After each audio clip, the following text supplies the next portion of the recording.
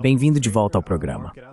Hoje estamos recebendo Alex Kreiner, analista de mercado, analista geopolítico, autor e ex-gerente de fundo de hedge. Muito obrigado por participar do programa. O tema de hoje é a nova estratégia de segurança nacional dos Estados Unidos, que tem sido descrita de maneiras diferentes por diferentes pessoas. Alguns a veem como uma redefinição realista, outros como um retraimento estratégico e alguns como um divórcio da Europa. Como você a interpreta?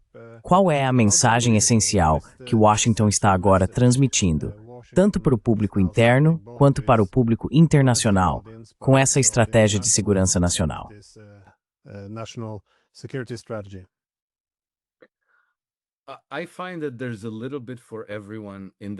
Acho que é um pouco de algo para todos no documento, incluindo evidências para aqueles que acreditam que os Estados Unidos estão basicamente continuando suas antigas políticas de dominação global, que qualquer correção de rumo é apenas cosmética, e que o que temos em vez disso é isso, como se chama, um sequenciamento estratégico e uma divisão de trabalho. Eu não interpreto exatamente dessa forma. Acho que o documento corrobora amplamente o que Marco Rubio já disse em suas audiências de confirmação em janeiro deste ano, quando afirmou que a ordem global do pós-Segunda Guerra Mundial é mais do que obsoleta, que ela foi transformada em uma arma contra os Estados Unidos.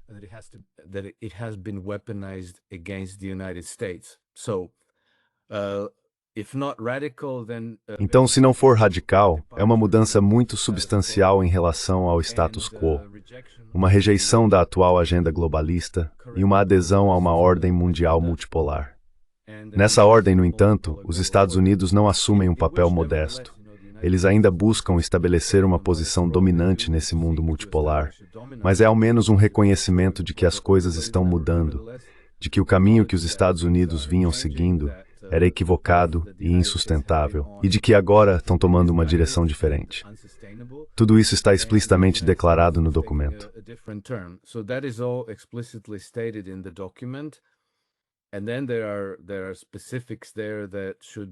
Então há detalhes ali que deveriam ser muito, muito preocupantes para os, digamos, novos globalistas da nova ordem mundial. Vamos chamá-los assim generosamente. E eles oferecem um vislumbre de esperança de que o futuro da humanidade possa ser melhor do que o que eles haviam planejado para nós, ou seja, transformar-nos em um rebanho de animais hackeáveis. Porque uma das primeiras coisas que o documento afirma, já em suas observações introdutórias, é o reconhecimento dos direitos naturais concedidos por Deus às pessoas, exatamente com essas palavras. O que é algo que a, digamos, nova ordem mundial centrada em Davos tem se esforçado ao máximo para negar.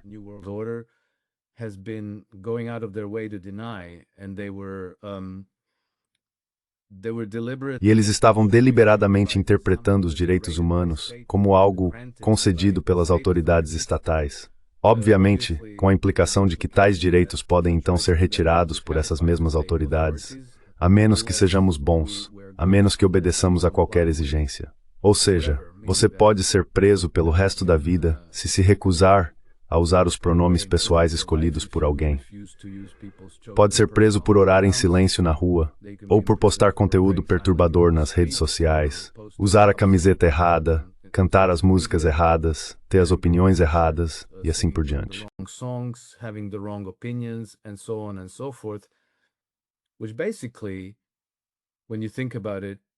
Que basicamente, quando você pensa bem, não é tão diferente da forma como os bolcheviques trataram os cidadãos russos antes, no rescaldo do golpe bolchevique 17. Então eu acho que os Estados Unidos fazerem um ajuste de rumo é algo muito, muito positivo. Embora eu tenha que reconhecer que há algumas coisas naquele documento de estratégia de segurança nacional que são preocupantes. Mas sabe, não há necessidade de ser excessivamente fatalista em relação a esses aspectos, porque o governo Trump ainda está tentando manter um equilíbrio muito, muito complicado entre sua nova estratégia nacional e os interesses estabelecidos, ainda extremamente poderosos, que se beneficiaram da ordem global do pós-Segunda Guerra Mundial.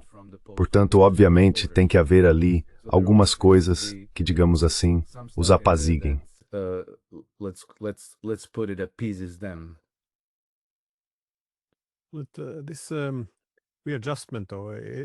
Com esse reajuste, porém, costumo destacar que talvez Trump não seja a causa disso. Ele é mais um sintoma. Porque muito disso chegou ao fim. Todo o formato, como você disse. Sob a ordem unipolar, o hegemon, os Estados Unidos, estabeleceu nós como parceiros privilegiados que ajudam a sustentar essa hegemonia. Assim, temos a Alemanha, o Reino Unido, o Japão, e eles auxiliam em suas respectivas regiões. Mas então, é claro, com o tempo, como disse Marco Rubio, isso foi transformado em arma. Agora é possível ver as preocupações de que os aliados drenam recursos, sejam militares ou econômicos, por meio do NAFTA ou da parceria transpacífica.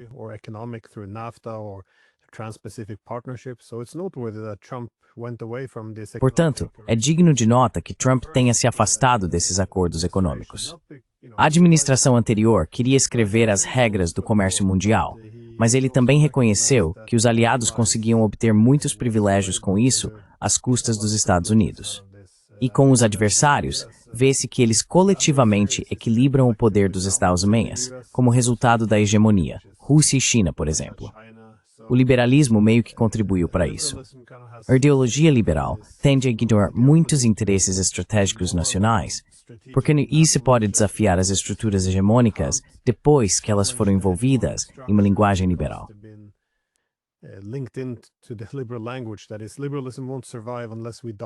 Ou seja, o liberalismo não vai sobreviver a menos que dominemos essencialmente todos os cantos e mantenhamos essas estruturas-chave. Mas uma das instituições interessantes que tem sido central na hegemonia do pós-Guerra Fria é a OTAN. A expansão da OTAN definiu o padrão para sua dominância. Quão relevante você acha que esse componente é? Porque eles não apenas deixaram de querer projetar essa ideia, como na verdade querem se livrar dela por completo. Não da OTAN em si, mas da ideia de que a OTAN precisa continuar se expandindo.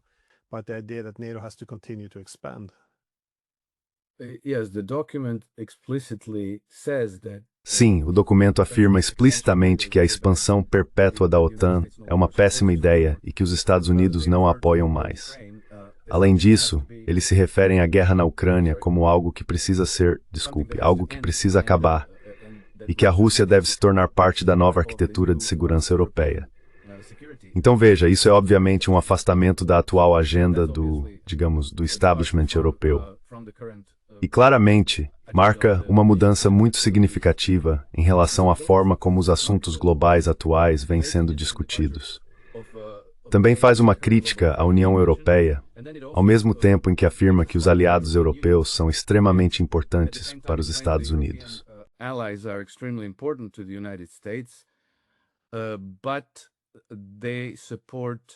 Mas eles apoiam movimentos soberanistas na Europa em vez de uma aglomeração da União Europeia em algum tipo de monocultura sob o dictate político de Bruxelas ou da City de Londres.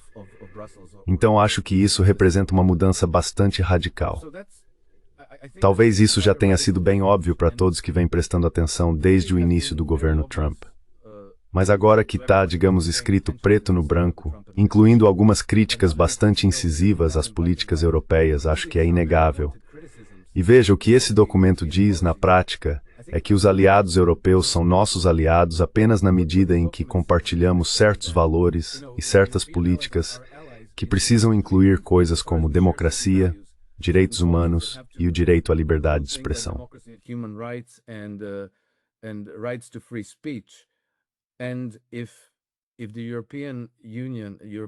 Se os países europeus se desviarem desses valores, então eles não poderão mais ser nossos aliados.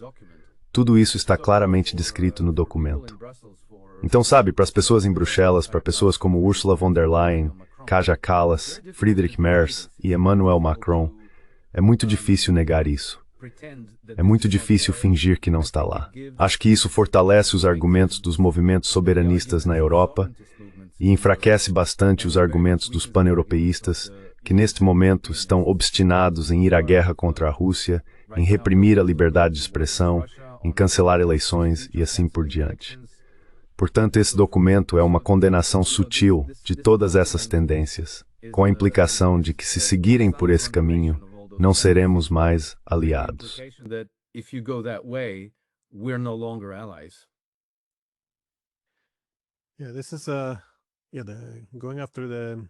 Sim, essa parte de atacar e criticar a União Europeia é bastante fascinante.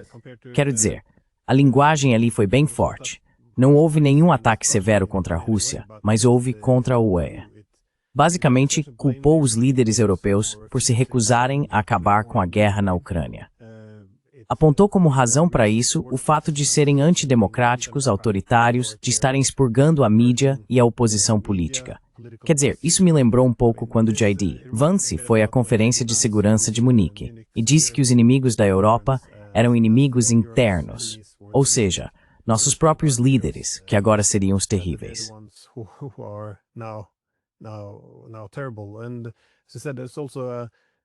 E como eu disse, há também uma nota ali dizendo que uma das soluções precisa ser cultivar resistência à atual trajetória da Europa dentro das próprias nações europeias. Não chega a ser uma mudança de regime, mas sugere que os Estados Unidos deveriam ajudar a Europa a sair de seu caminho atual, que é liderado essencialmente por líderes autoritários e antidemocráticos. Este é um documento bastante condenatório para os europeus. Os líderes europeus têm feito tudo o que podem para demonstrar sua obediência, na esperança de conquistar a afeição de Trump.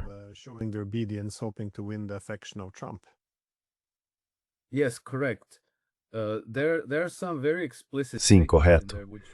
Há algumas declarações muito explícitas ali que, de fato, implicam que os Estados Unidos trabalharão com certas nações europeias para mudar sua política atual.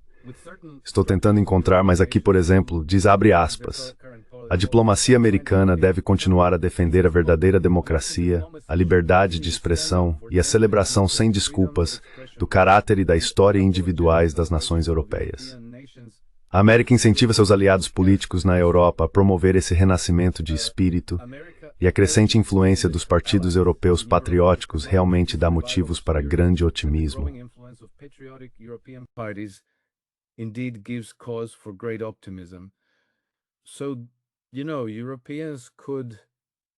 Então veja, os europeus poderiam... Bem, você sabe, os europeus, digamos, vamos chamar de as ainda dominantes estruturas partidárias centradas na UE, poderiam interpretar, com razão, isso como uma interferência americana em seus assuntos internos. Mas neste momento, essa interferência seria muito bem-vinda por muitas forças dentro da UE, que hoje podem estar em silêncio, mas que poderiam ser fortes o suficiente para derrubar a velha ordem em muito pouco tempo. O apoio a partidos como o AfD na Alemanha e a partidos soberanistas tanto de esquerda quanto de direita na França, na Itália e em outros países europeus, provavelmente é silencioso, mas é um gigante que talvez só precisasse desse sinal dos Estados Unidos para se afirmar mais. E assim, opções políticas como Macron, Merz, Starmer estão em desvantagem. E isso é um golpe bastante devastador para eles.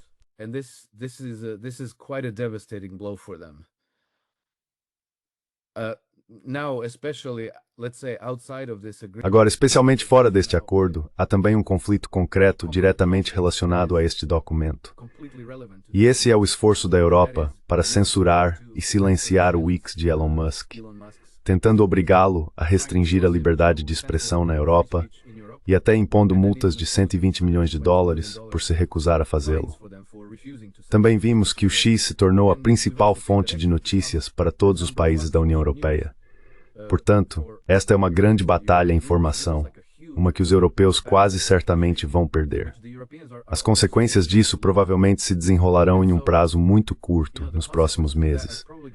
Acho que isso pode levar a uma onda de mudanças de regime na Europa. E achei muito interessante que, ainda não temos isso oficialmente confirmado, mas segundo o jornalista alemão Patrick Babb, que você entrevistou recentemente, se não me engano, sim, 2 dias atrás. Sim, exatamente. Então ele estava dizendo que uma das coisas discutidas em Moscou na semana passada foi a reconexão dos gasodutos Nord Stream, o que é extremamente interessante, à luz do fato de que não havia representantes alemães em Moscou. E para mim a implicação é que os Estados Unidos estão antecipando uma mudança de governo na Alemanha. E você sabe, a Alemanha ainda é a maior potência da Europa, na União Europeia. Então isso poderia, de fato, levar à desintegração da União Europeia tendo a AfD formar o próximo governo sonológico.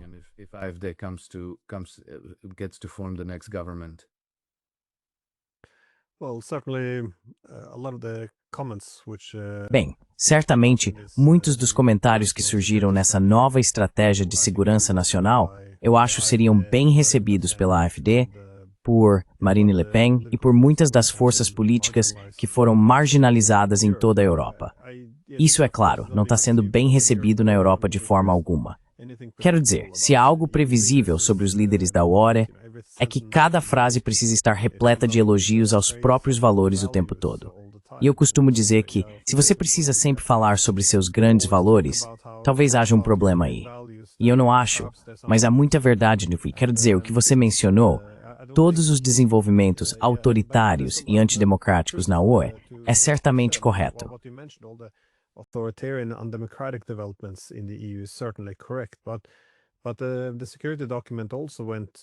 Mas o documento de segurança também passou a discutir a irrelevância civilizacional, ou a crescente irrelevância da Europa. Assim, a participação no PIB global caiu de 25% em 1990 para 14% hoje. É um declínio bastante dramático. E claro, tudo foi descrito como em colapso ou em forte declínio. As taxas de natalidade, por exemplo, que são então corrigidas com migração em massa. E todos esses fatores acabam gerando muitos problemas sociais e econômicos. Mas como você vê os europeus reagindo a isso? Porque imagino que o futuro da Europa pareça bastante sombrio aqui. A primeira coisa que notei, é claro, foi como os europeus, ou pelo menos os líderes europeus, agora estão sendo culpados por manter a guerra na Ucrânia, junto com esse panorama mais amplo de uma civilização europeia em declínio. Como você acha que isso está sendo recebido?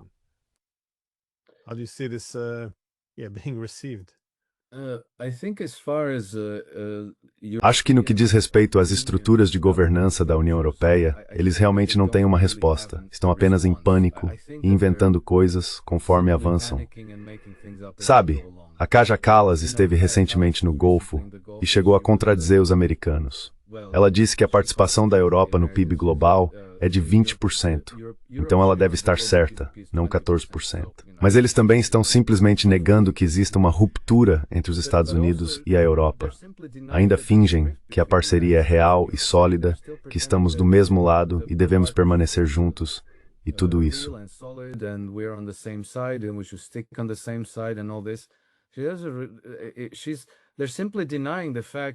Eles simplesmente negam o fato de que quando os Estados Unidos reafirmam sua aliança com os aliados europeus, estão falando sobre nações europeias soberanas individuais, não sobre a União Europeia. São duas coisas muito diferentes. Mas acho que as reações mais preocupantes podem vir, digamos, das estruturas do chamado Estado Profundo. Acho que as reações ali podem se tornar muito feias.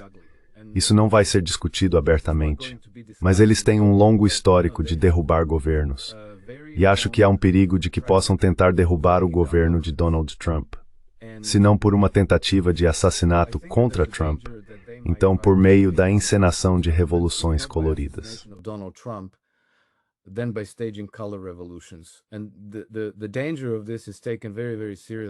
E o perigo disso é levado muito, muito a sério pelos americanos, pelo próprio aparato de segurança deles. O perigo aqui é que, como sabemos, já vimos reportagens investigativas mostrando fluxos de dinheiro de mais de 2 bilhões de dólares vindos de certos bilionários europeus e de várias instituições de caridade e fundações em direção às chamadas causas progressistas da União Europeia nos Estados Unidos.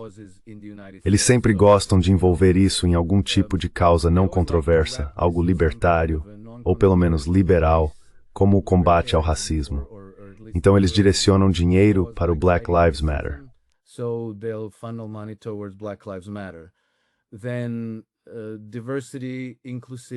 Então, diversidade, inclusão e DEI. O que é isso? Ok, bem, você sabe o que quero dizer. Depois entra a questão dos grupos LGBT. E então há vários grupos e causas que eles apoiam com esses centenas de milhões de dólares. Sabemos que alguns desses grupos têm, na verdade, segmentos menores, mas mais militantes. Muitos deles estão recebendo treinamento com armas letais, então esses segmentos poderiam se tornar futuros manifestantes violentos, sabotadores, revolucionários e até assassinos.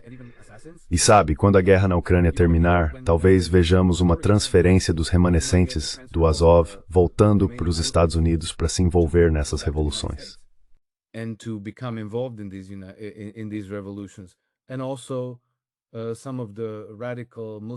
E também há alguns dos militantes muçulmanos radicais do Oriente Médio, Norte da África e assim por diante. Então acho que isso é um perigo real. Acho que podemos ver os Estados Unidos se configurando como um campo de batalha, como sempre foi destinado a ser. Isso sempre esteve a caminho, porque o Império Ocidental só é viável enquanto os Estados Unidos estiverem a bordo. Sem os Estados Unidos, ele se torna um mosaico desunido de potências menores como Grã-Bretanha, France, Canada, Austrália, Bahrein, Canada, Australia, New Zealand, Israel.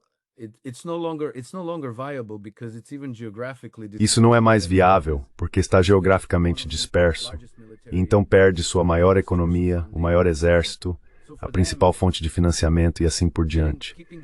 Portanto, para eles, manter os Estados Unidos a bordo é uma questão de vida ou morte. Eles não hesitarão em fazer o que for necessário para trazer os Estados Unidos de volta. E acho que essa batalha vai se intensificar. E já vemos isso, sabe, com coisas como o protesto sem reis.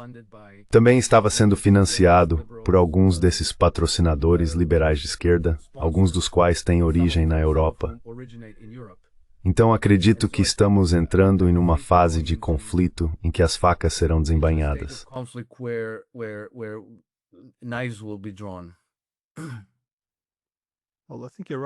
Bem, acho que você tem razão sobre isso. Quando se reconhece a realidade na União Europeia, tudo começa a se desfazer. Acho que a UE é especialmente vulnerável em comparação com outras partes do mundo, porque como é possível ter unidade entre 27 Estados-membros com interesses econômicos e de segurança tão diferentes? Sabe, ela frequentemente se prende a essas narrativas em que uma política é simplesmente boa, virtuosa, enquanto o lado oposto é essencialmente ruim e perigoso. É populista, é putinista, há todas essas palavras para deslegitimar. It's a Putinist, you have all these words to delegitimize. Now, Agora, por exemplo, com a guerra na Ucrânia, se você reconhecesse o consenso de que perdemos a guerra, então os países começariam a se afastar. Alguns buscariam reconciliação, talvez com a Rússia. Outros começariam a negociar, a participar das conversas. De repente, a União Europeia se desintegra. Todo o seu papel entra em colapso. É o mesmo com essa estratégia de segurança. Se você reconhecer que a nova estratégia de segurança foi divulgada e começar a discuti-la, isto é, que os Estados Unidos não querem mais a expansão da OTAN, isso certamente afetaria a arquitetura de segurança europeia. Não há consenso sobre como lidar com isso.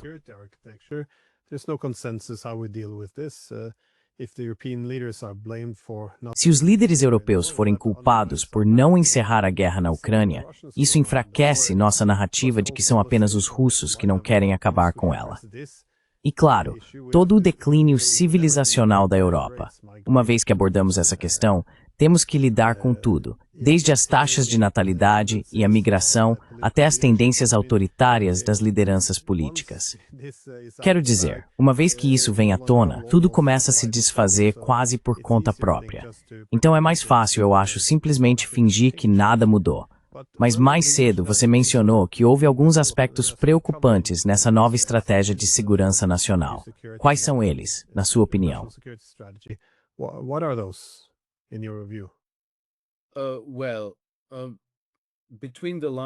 Bem, nas entrelinhas há essa motivação mercantilista. Basicamente uma preocupação em manter os mercados estrangeiros abertos aos produtos dos Estados Unidos. E quase todos os parágrafos que se referem ao comércio global com aliados tratam de fornecê-los com armas, o que, na minha opinião, ainda se baseia na ideia de que o equipamento militar e outros ativos americanos são superiores aos de outros países. Acho que essa é uma ideia completamente obsoleta. O fato é que eles vendem coisas muito caras, que têm efeito muito limitado na guerra moderna, que agora é cada vez mais baseada em tecnologias muito baratas, mas extremamente letais, como os drones.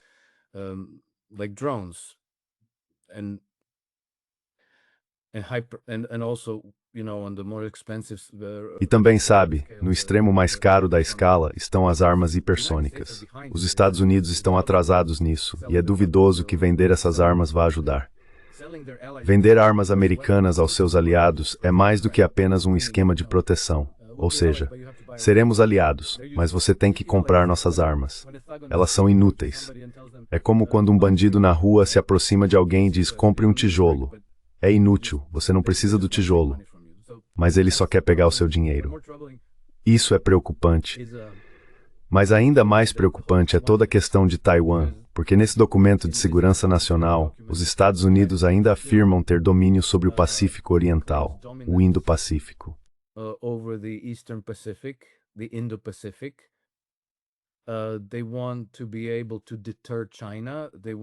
Eles querem ser capazes de dissuadir a China.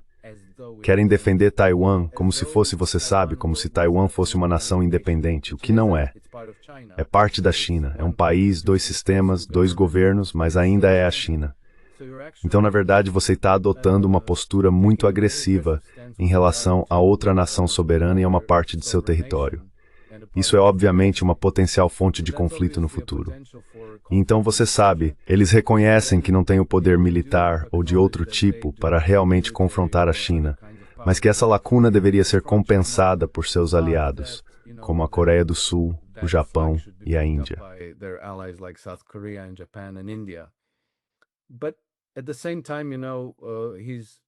Mas ao mesmo tempo, você sabe, o Trump está tentando fazer acordos com a China.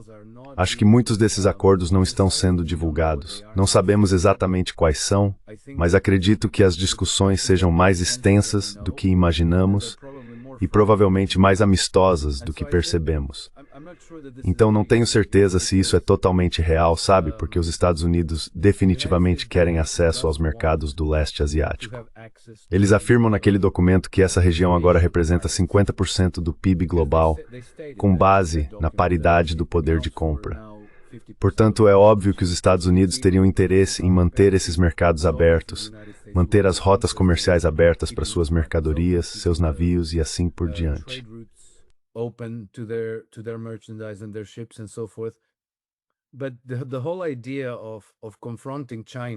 Mas toda essa ideia de confrontar a China e manter essa postura agressiva que poderia realmente escalar para uma guerra aberta, minha impressão é que isso existe para agradar o complexo militar industrial americano.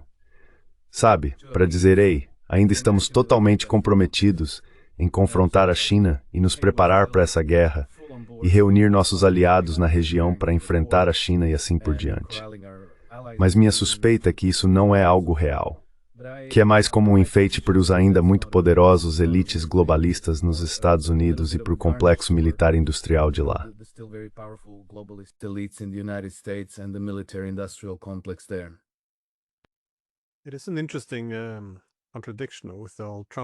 É uma contradição interessante em relação à antiga administração Trump. Por um lado, parece genuína a intenção de encerrar todos os conflitos e guerras militares, especialmente o da Ucrânia, e também de se ajustar às realidades multipolares, ou seja, reconhecer que a estratégia hegemônica agora é contraproducente e autodestrutiva se tentarem manter a mesma política. Ao mesmo tempo, há um militarismo quase absurdo. Estou pensando de Gaza aos ataques ao Irã, as ameaças contra a Venezuela e, claro, a China. Isto é, desafiar a soberania da China sobre Taiwan, o que é uma loucura. Mas, ao mesmo tempo, com relação à China, ele enquadra a relação ou competição entre Estados Unidos e China como menos ideológica do que seus predecessores faziam, e mais em termos de rivalidade econômica e tecnológica. Fico me perguntando se isso é motivo de alívio, porque uma vez que a competição geopolítica assume uma forma ideológica, geralmente muito pós-exposição, curso bemisso, even quitsaint mo bem e mal.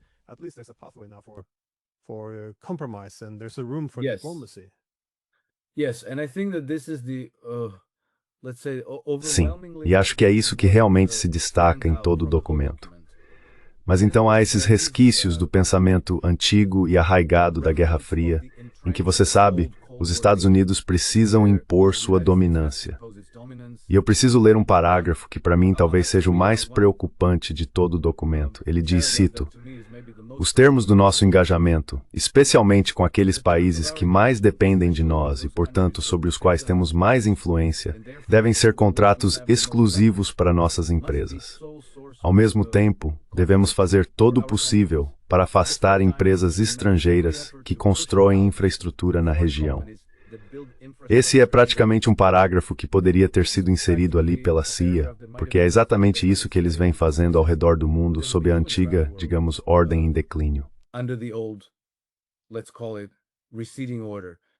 They were simply, like if the Chinese came... Eles simplesmente, sabe, tipo, se os chineses viessem construir uma represa, uma usina nuclear ou uma rede ferroviária em outro país, eles desencorajavam isso de todas as formas. E às vezes, quando não conseguiam desencorajar, atacavam diretamente a construção, contratando, digamos, forças separatistas por procuração para explodir os projetos que estavam sendo realizados pelos chineses, para assediar os trabalhadores, para matar os engenheiros que gerenciavam o local. E isso aconteceu no Sudeste Asiático, no Baluchistão, em Mianmar, na África, na Geórgia.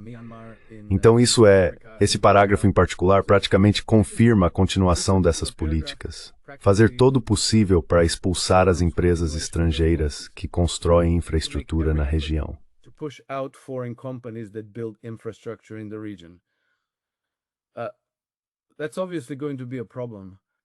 Então isso obviamente vai ser um problema. Mas eu sabe, no restante tenho que dizer que o documento é na verdade muito encorajador e representa uma boa correção de rumo. E então, com sorte, sabe, os Estados Unidos e suas forças por procuração talvez acabem entrando em confronto direto com organizações regionais de segurança, como a OCS, que agora formulou explicitamente estratégias para lidar com forças separatistas e terroristas. Isso vai contrariar essas tentativas de atrapalhar a construção da iniciativa do Cinturão e Rota e da infraestrutura que a acompanha.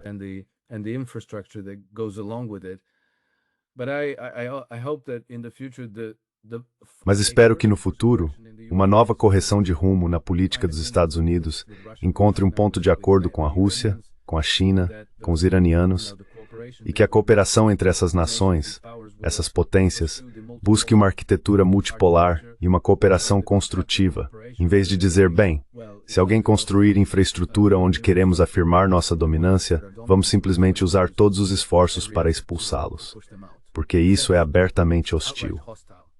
E isso contrasta com o restante do documento, que não é abertamente hostil, na verdade é exatamente o oposto. De qualquer forma, como eu disse, parece que eles colocaram um pouco de algo para todos nesse documento, mas acho que é uma grande melhoria em relação ao que tínhamos sob as administrações Biden, Obama, Bush e Clinton. Isso é, sem dúvida, uma correção de rumo positiva.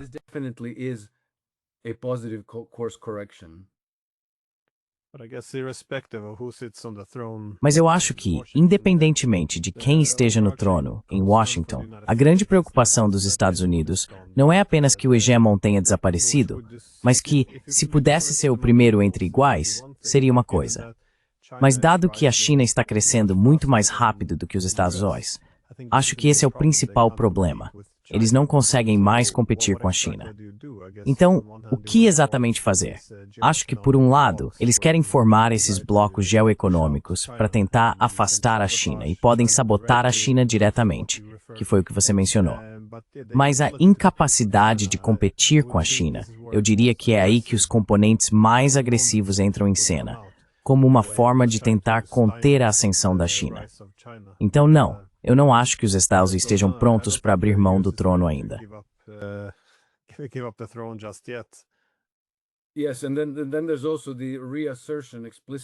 Sim, então há também a reafirmação explícita da doutrina Monroe, que não soa particularmente militante ou agressiva, mas é muito assertiva, e não está explicitamente definido o que isso significa.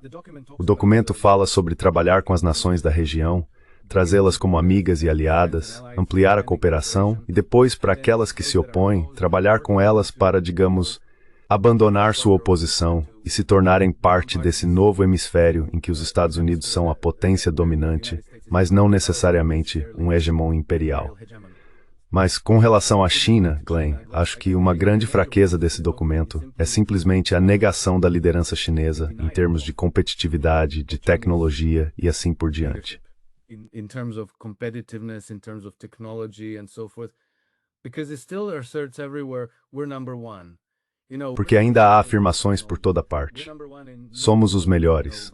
Somos os melhores em tecnologias militares, somos os melhores em finanças globais, em IA e em todas essas coisas.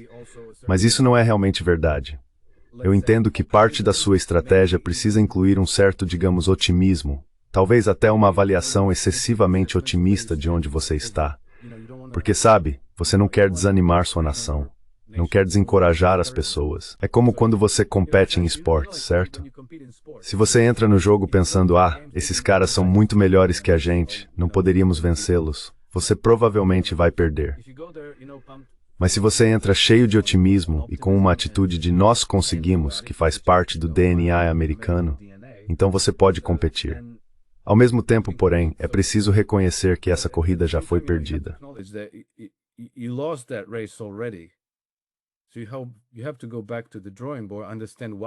Então você precisa voltar à prancheta, entender por que perdeu e construir a partir daí, ver como pode competir no mercado global, sem necessariamente adotar a abordagem Tonya Harding.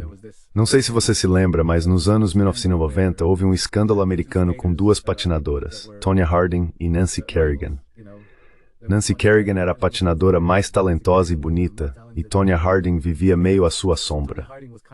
Então, para sair dessa sombra, Tonya Harding e o namorado decidiram atacar os joelhos de Nancy Kerrigan. Eles realmente agrediram, acho que com um taco de beisebol ou algo assim. Não acabou bem para eles. Mas sabe, existe esse elemento cultural de que vale tudo na luta para se tornar o número 1.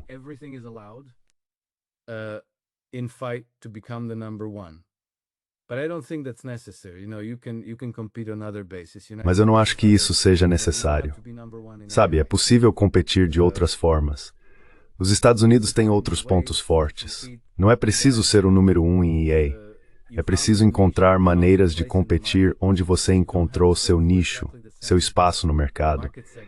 Não é necessário buscar exatamente os mesmos segmentos em que outra pessoa já estabeleceu domínio. Porque, veja, competir com o número 1 sempre traz o risco de você investir seus recursos em uma disputa que já está perdida.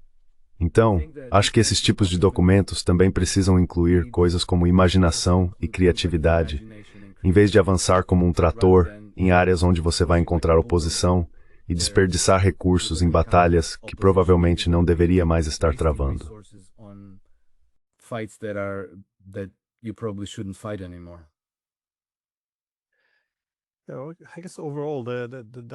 Acho que, no geral, o documento faz bastante sentido. Se você quer se ajustar à multipolaridade dos Estados Unidos, ou seja, se não pode estar em todos os lugares ao mesmo tempo, o que faz? Bem, primeiro, você quer garantir que é o chefe no seu próprio bairro, isto é, no hemisfério ocidental. E é por isso que esse ressurgimento da doutrina Monroe faz sentido. Não que seja preciso apoiá-la, mas faz sentido. A China será, então, nesse sistema multipolar, a principal rival pela liderança econômica, então é claro que é aí que a situação fica um pouco mais confrontacional. Mas em vez de ser excessivamente ideológico, olhe para o aspecto econômico da questão. A Rússia, é claro, não faz muito sentido. No mundo unipolar, você empurraria os russos para o lado dos chineses. No multipolar, pode tentar trazê-los para o nosso lado da balança.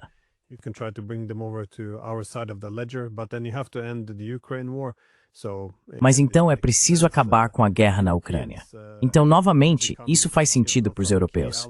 Eles passam de aliados fundamentais a se tornarem cada vez mais um fardo. E é possível prever esse declínio civilizacional ou contínuo, econômico, social, tudo isso. Então, essencialmente, sim, dizer a eles que isso precisa ser revertido, que nós os ajudaremos a fazer isso, independentemente do que seus líderes queiram. Muito disso faz sentido, porém, se você perceber que os Estados Unidos precisam fazer algo para se ajustar a essas novas realidades, especialmente quando se vê que os excessos da ideologia liberal impedem que essas mudanças sejam realizadas. Mas acho que minha última pergunta é: considerando que você se concentra bastante em multipolaridade, você a interpreta de forma semelhante Ou como vê a multipolaridade motivando parte desse novo documento? This new document. As I read it, I think that multipolarity. Pelo que entendo, a multipolaridade está no cerne desse documento, sabe? Porque ele rejeita explicitamente o papel dos Estados Unidos como hegemonia global, por ser insustentável e excessivamente custoso. Quero dizer, o documento chega até a criticar explicitamente o livre comércio.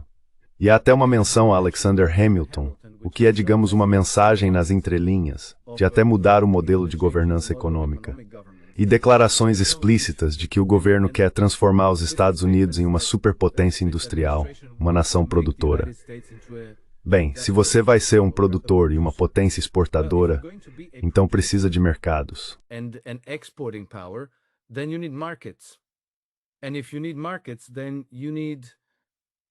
E se você precisa de mercados, então precisa de um grande número de, vamos chamá-los de consumidores abastados no mundo.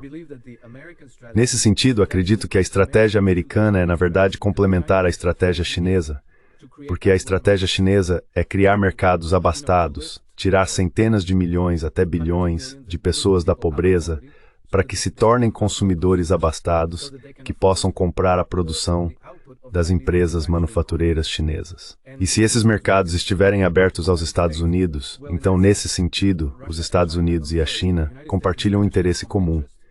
Isso implica reconhecer a outra superpotência como uma igual, não como um vassalo, mas como uma igual.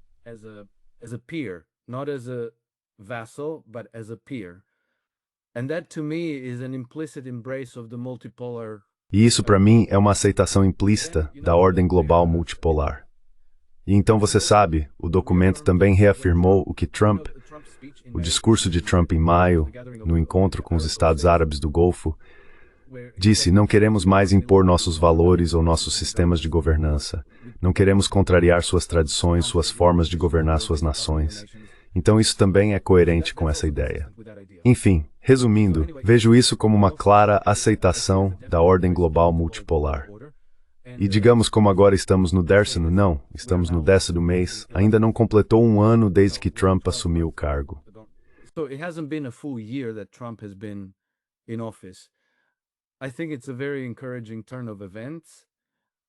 Acho que é uma virada de acontecimentos muito encorajadora. Se o governo for bem-sucedido e permanecer no poder, o que não é garantido, acredito que eles poderão construir a partir disso. E a correção de rumo poderá continuar. E penso que em sua cooperação com a Rússia, a China, a Índia e outras potências regionais, eles conseguirão encontrar uma linguagem comum e, aos poucos, eliminar essas forças globalistas de seu sistema político, reduzindo gradualmente seu poder nas forças armadas, na mídia, nos serviços secretos, na diplomacia secreta e assim por diante. Então eles poderão expressar muitos desses princípios de forma mais aberta e explícita.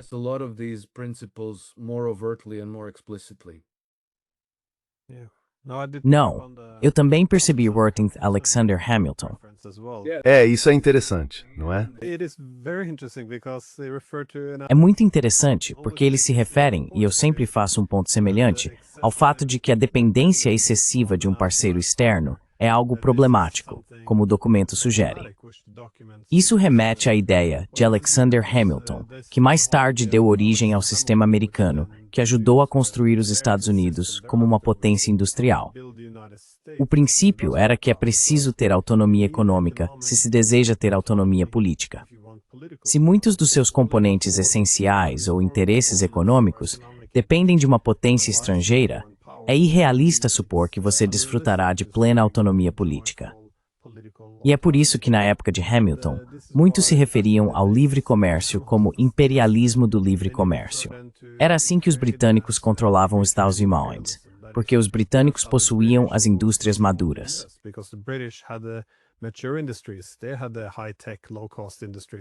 Eles tinham as indústrias de alta tecnologia e baixo custo.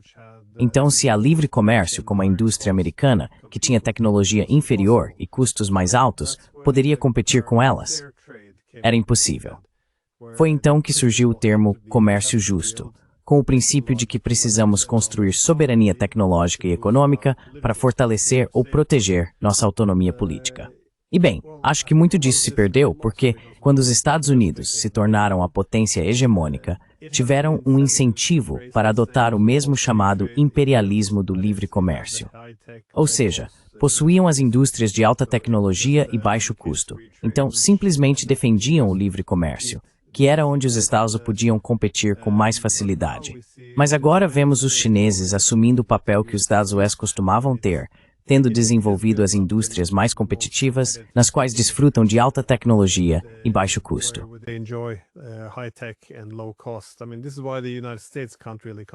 Quero dizer, é por isso que os Estados Unidos realmente não conseguem competir com a China. Então faz um certo sentido querer voltar um pouco à ideia hamiltoniana de soberania tecnológica e econômica. Uma coisa que notei, porém, é todo esse foco na reindustrialização. Parece algo positivo, mas um dos principais motivos pelos quais os americanos não conseguem competir com a China é que a economia deles se tornou extremamente financeirizada. Todos os oligarcas simplesmente drenam tanto do lucro que já não se consegue fazer nada sem contrair enormes empréstimos. Para tudo, desde imóveis até advogados e instituições financeiras. Não é de se admirar que já não se consiga fazer muita coisa na indústria americana.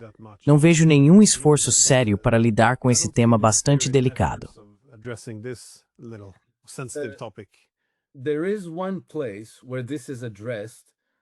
Há um trecho em que isso é abordado, mas ele não menciona uma reforma do sistema financeiro de forma tão explícita. Diz algo sobre o avanço tecnológico que nivelará o campo para possibilitar que, não consigo encontrar agora, mas está em algum lugar ali, relativamente no início do documento, a reforma econômica tornará possível que o empreendedorismo e a prosperidade sejam amplamente difundidos em todas as regiões dos Estados Unidos. E para mim, essa é a resposta para essa questão.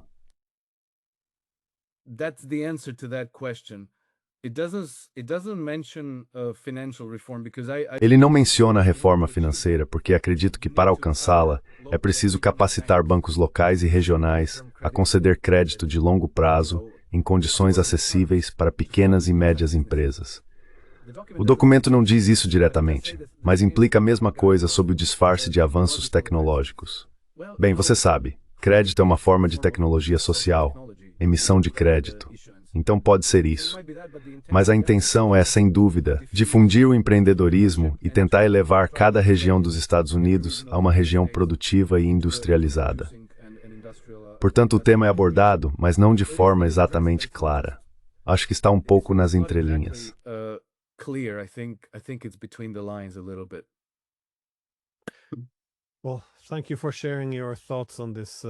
Bem, obrigado por compartilhar suas opiniões sobre essa estratégia de segurança nacional. Acho que é de longe o documento mais chocante que vi nos últimos 30 anos. Mas é isso que acontece quando você não se adapta às realidades em mudança, quando se apega ao mundo como ele era. Em algum momento, as mudanças virão muito mais rápido e serão muito mais caóticas. Mas não.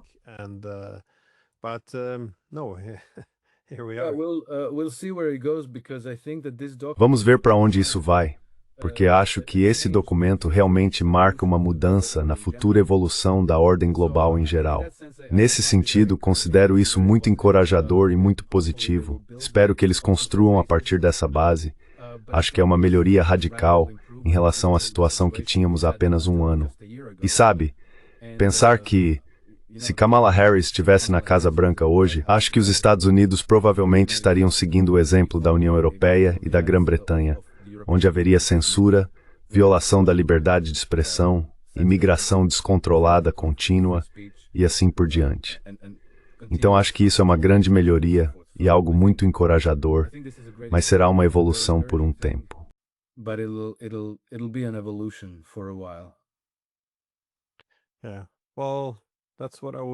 Sim, bem, era isso que eu quis dizer. A principal destrutividade ou irracionalidade nas políticas do Ocidente é que continuamos mantendo políticas unipolares mesmo depois que o mundo se tornou multipolar. E acho que isso foi muito, muito destrutivo. Então, pelo menos algo está mexendo com as coisas, porque o caminho em que estávamos definitivamente não era sustentável. Muito obrigado mais uma vez por me deixar falar. Thank you so much again for letting me pick. Glenn, thank Glenn, you for having obrigado por me me. receber. É sempre um prazer. Até a próxima. Until the next time.